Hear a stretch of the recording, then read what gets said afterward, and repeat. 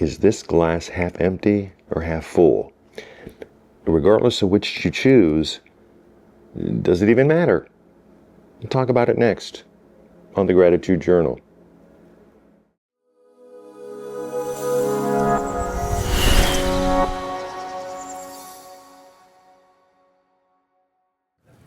Does that mean that I see things half empty and not half full? Yeah, I think. But I'm not going to beat myself up about it. And if you look at it that way too, I don't think you should beat yourself up about that either. Because I feel that there's a kind of healthy skepticism that I have learned the hard way by, getting involved in maybe a friendship or two that wasn't really the best for me, or being involved in a business situation that maybe could have been worked out differently. Certainly maybe a relationship, although I haven't had many, romantic relationships, but it could be like the way that you go about purchasing something, and a deal you thought was going to be, a great, remarkable deal, and it turned out not to be so amazing.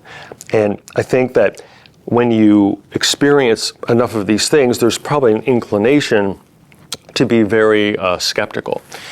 But there is kind of a doubting Thomas side to my personality that I've struggled with ever since I was probably a teenager, that some things just never made sense to me, and the act of accepting blindly something always seemed a little suspect.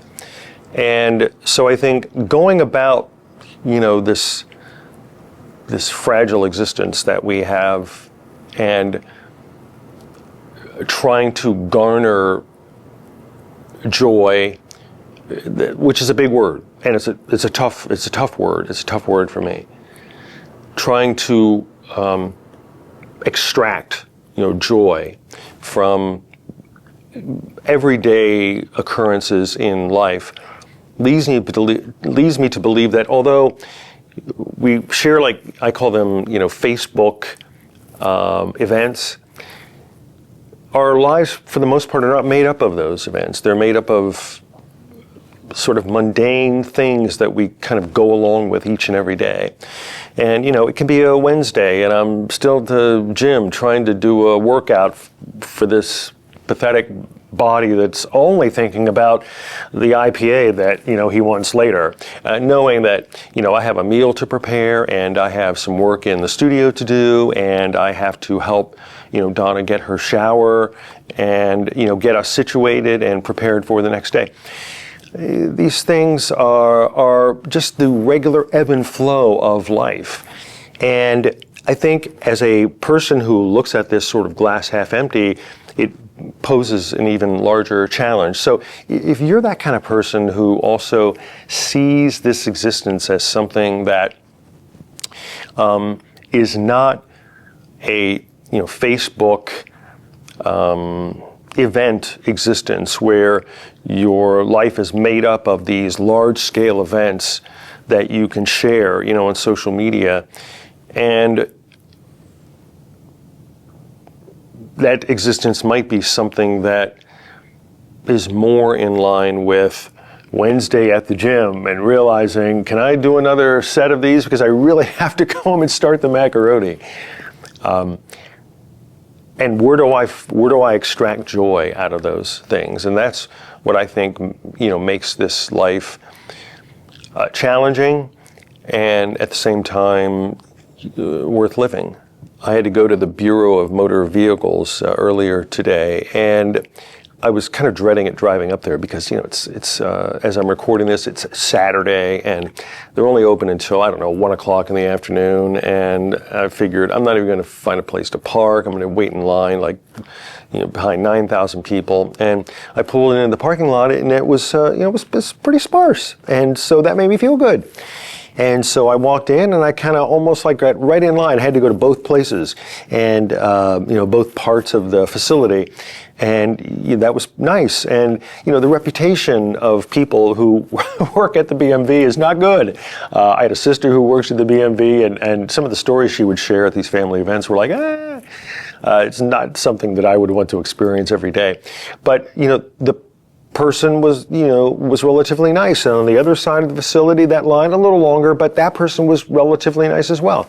And I feel like the one thing that I try to do to extract, this joy out of this, mundane existence that is sometimes foisted upon us, is to maybe treat this person as something other than what they are to you. And in that case, this person is merely just someone who facilitates an arrangement. You have a document that needs to get signed or notarized or turned in, and they have to print something off and stamp it, and then take your check or credit card for paying for these services. And it's something they've done 9,000 times already before 1 o'clock.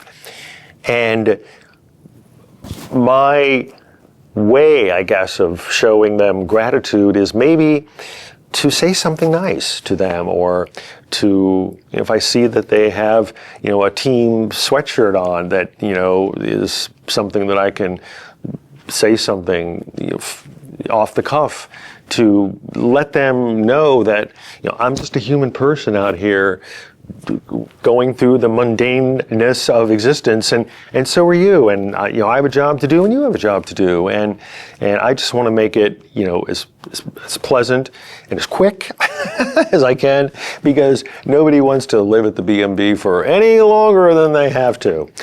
And that went relatively well, and so I'm kind of grateful that here it is, whatever time it is, and I'm still not waiting in line, and I didn't deal with any person who was unsavory, and I wasn't unsavory, and didn't be the typical glass half empty person that I am sometimes, and elicit a comment that would be taken poorly by the person behind the counter, because they're just trying to do their job. And so I feel like, we're just trying to do our jobs. We're just trying to get through to the next thing. And whether we look at this existence as a half glass full or a half glass empty, we're just trying to kind of muddle through and hopefully create a bright spot along the way. And I feel like, rather than waiting for the big Facebook moment, that maybe taking the initiative and, making that mundane experience a little more normal by treating that person with some degree of human respect. And hopefully it's going to be reciprocal. So that's my thought for today.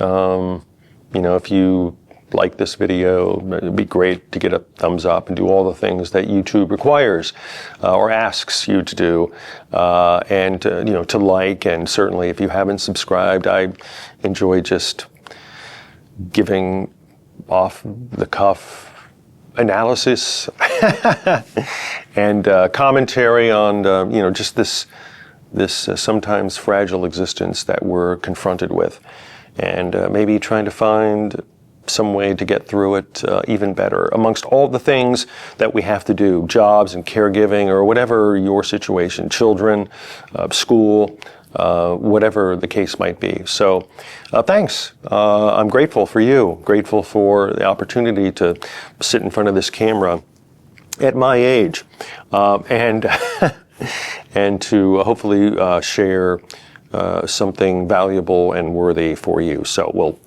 see you next time.